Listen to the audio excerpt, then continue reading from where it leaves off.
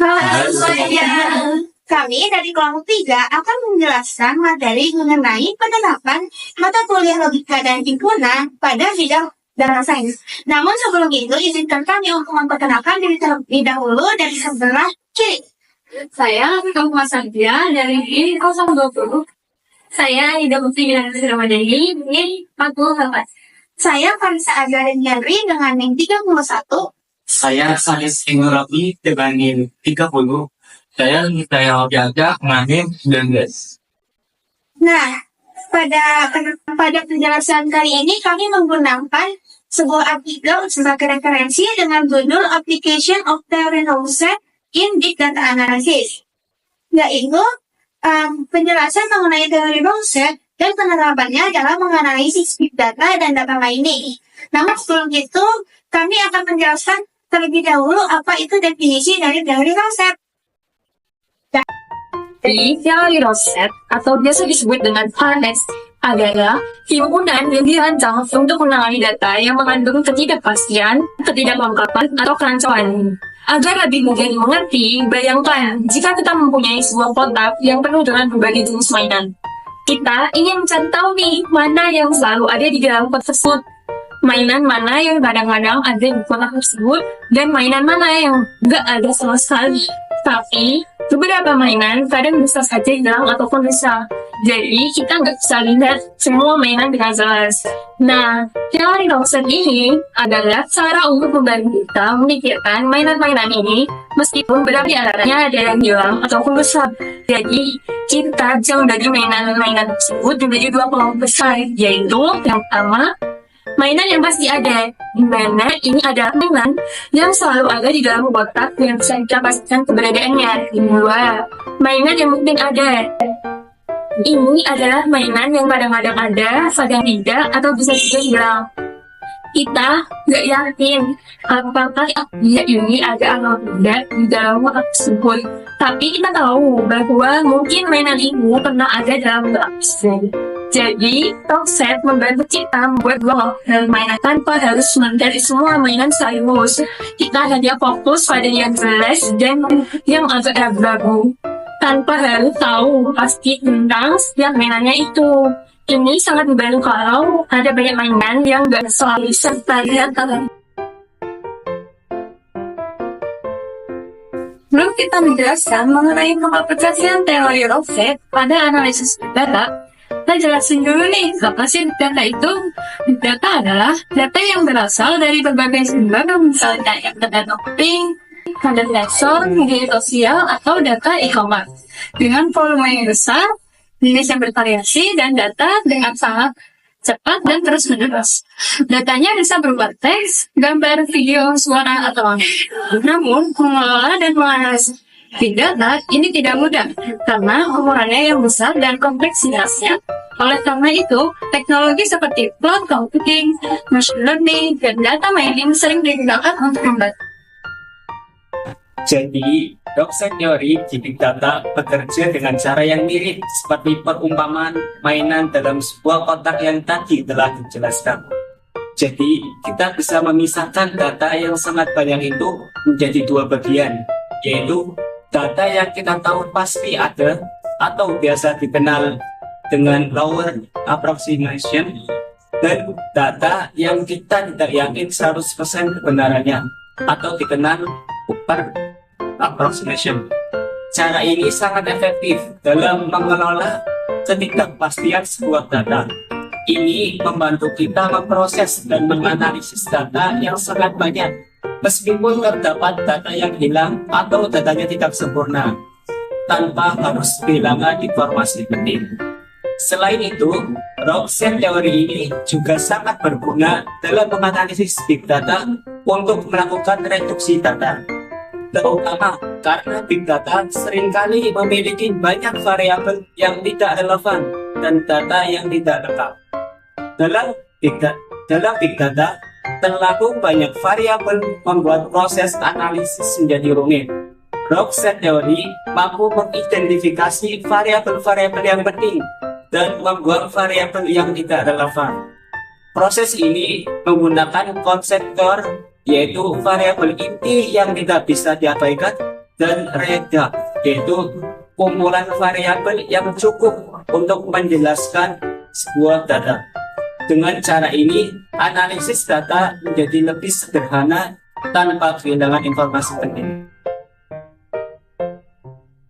Process teori juga sering digunakan bersamaan dengan metode lain seperti VZ, probabilitas atau deep learning untuk meningkatkan akurasi analisis. Misalnya, kombinasi process teori dengan neural network dapat meningkatkan kemampuan klasifikasi data seperti analisis media sosial atau cerita satelit.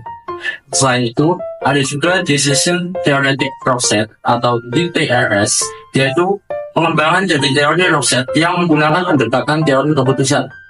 Model ini membantu kita untuk membuat keputusan dan membagi data ke dalam 3 kelompok, yaitu positif atau pasti termasuk, ingin batas, terang ragu, dan negatif, atau pasti tidak termasuk. Untuk membagi data ini, DTRS menggunakan konsep ambang batas. Tapi apa sih ambang batas itu? Jadi, ambang batas adalah nilai yang digunakan untuk memisahkan atau mengelompokkan data. Contohnya, jika kita ingin memprediksi apakah seseorang akan membeli produk berdasarkan penghasilannya. Jika penghasilan lebih dari 5 juta rupiah, maka orang tersebut diprediksi akan membeli atau kelompok A. Jika penghasilan kurang dari 5 juta rupiah, maka orang tersebut diprediksi tidak akan membeli atau kelompok B. Jadi, 5 juta rupiah adalah ambang batasnya, yaitu nilai yang membedakan dua kelompok. DTRS sering digunakan untuk data mining atau menggali informasi penting dari data dan membantu pengambilan keputusan yang lebih baik. Keunggulan Decision Theoretic Process atau DTRS adalah kemampuannya menangani data yang tidak sempurna atau missing. DTRS memungkinkan beberapa data yang mungkin salah diklasifikasikan untuk dimasukkan ke dalam kelompok randomity atau wilayah batas agar bisa diperiksa lebih lanjut. Karena pendekatan ini, DTRS biasanya menghasilkan akurasi yang lebih tinggi dalam klasifikasi. Namun, DTRS juga memiliki kelemahan. Model ini tidak bisa langsung bekerja dengan data angka atau numeric, terutama jika data tersebut memiliki banyak variasi atau jangkauan nilai yang sangat besar. Ini adalah batasan yang juga dimiliki oleh model Rorschach awal yang dikembangkan oleh Lawler. Untuk menangani masalah ini, banyak peneliti biasanya mengadopsi 2 jenis metode dalam aplikasi nyata. Salah satunya adalah diskritisasi atau discretization yang akan dijelaskan pada slide selanjutnya. Dalam data, banyak data yang berupa nilai tertentu seperti harga, suhu, atau tingkat konsumsi yang sulit diproses langsung karena kompleksitasnya yang tinggi. Sehingga diperlukan discretization, yaitu proses mengubah data begitu menjadi nilai-nilai diskrit atau kategori tertentu, seperti rendah, sedang, dan tinggi. Proses ini membuat data lebih mudah dipahami dan diolah oleh algoritma. Rorschach teori memainkan peran penting dalam diskritisasi ini dan membantu membagi data pemilu menjadi kelompok-kelompok berdasarkan pola atau hubungan di dalam data. Sebelum melakukan diskritisasi, Rorschach teori juga dapat digunakan untuk mengisi data yang hilang atau tidak lengkap, sehingga proses analisis data menjadi lebih akurat. Contohnya, dalam analisis ekonomi, algoritma berbasis RST digunakan untuk mengkonversi data seperti pendapatan sedang, pendapatan rendah, dan pendapatan tinggi. Hal ini mempermudah pengambilan keputusan atau analisis baik.